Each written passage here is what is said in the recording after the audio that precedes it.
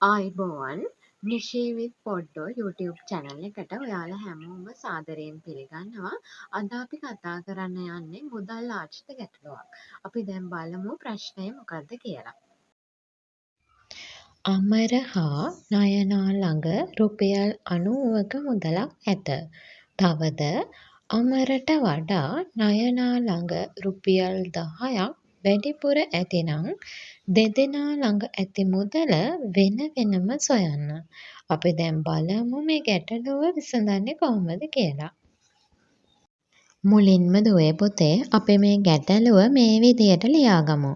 අපිට කියන්නේ අමර හා නයනා ළඟ රුපියල් 90ක මුදලක් තියෙනවා කියලා.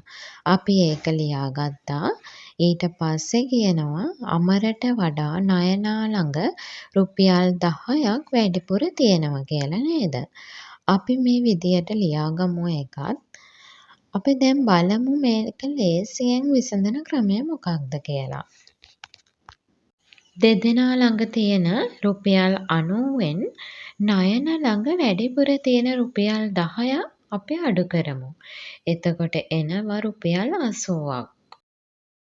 මේ රුපියල් 80 තමයි අමර හා නයනා අතර සමානව බෙදෙන්නේ.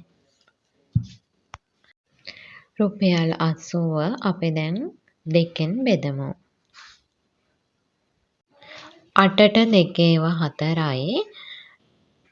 දෙවරක් 4 8යි.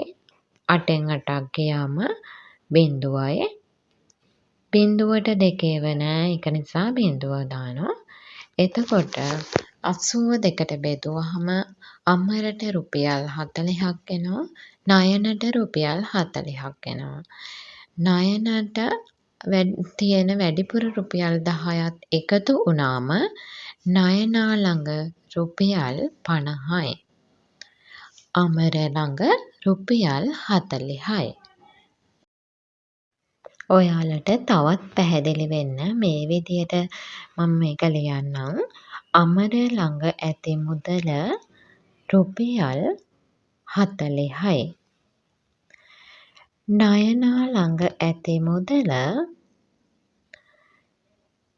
රුපියල් 40ට අර වැඩිපුර තියෙන රුපියල් 10ත් එකතු වුණාම නයන ළඟ ඇති මුදල රුපියල් 50යි. මේක තමයි අවසාන පිළිතුර. ඔයාලට මේක පැහැදිලි වෙන්න ඇති කියලා මං හිතනවා.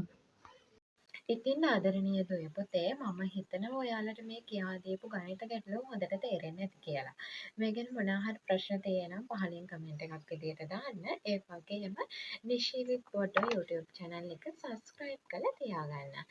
මෙවැනි ගණිත ගැටලුවකින් නැවත හමු වෙනතුරු ඔයාලට සුබ දවසක්. ආයුබෝවන්.